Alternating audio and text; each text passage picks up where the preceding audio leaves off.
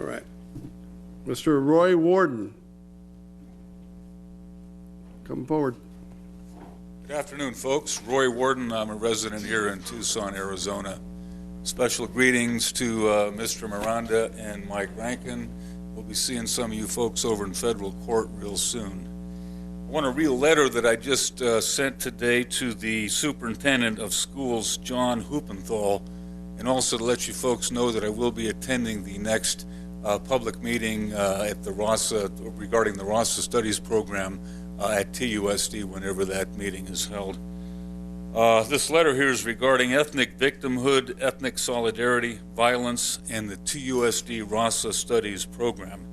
Dear Superintendent Hoopenthal, in order to put into proper context the mob violence inspired by the supporters of TUSD Raza Studies program we've witnessed over the past 2 weeks, enclosed, please find the TUSD After Action Report dated May 10th, 2006, which was published subsequent to the riot in Armory Park on April 10th, 2006, and the affidavit of Kathy McKee, both of which I sent to former Superintendent Tom Horn and the Arizona legislature 2 years ago. The public is justifiably alarmed regarding what is being taught in the classrooms of TUSD. However, as the enclosed documents prove, Raza Studies supporters under the direction of Pima County legal defender Isabel Garcia have engaged in violence ever since 2004. Please read the letter of Liana Perez to Tucson City Manager Mike Hine and page 9 of the After Action Report, which describe an event where the independent police auditor, Assistant Police Chief Kathleen Robinson, and other officials met with and placated the concerns of Raza radicals in the offices of the Mexican-American Raza Studies program at TUSD.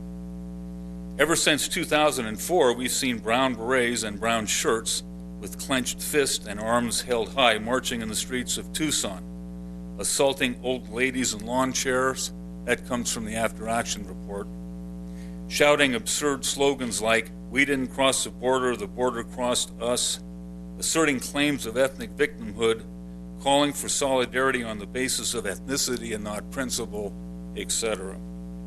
The students we saw last week were not engaged in legitimate protest, free speech. They weren't concerned their voices had not been heard. They engaged in violence specifically intended to deter public opposition, to silence the voices of the mass majority who reject their message, and to ensure their demands would be met. The bottom line, for more than a decade, Tucson city officials have pursued an open border, cheap Mexican labor, pro-Raza policy. Now all of us must reap the bitter fruits of your harvest. Ever since its inception, Raza Studies has taught victimhood and ethnic solidarity. This quite predictably has led to a sense of ethnic entitlement and violence. Frankly, from an educational and historical perspective, what we're now witnessing at TUSD is no less than a replay of the tactics employed by German radicals in the 1930s.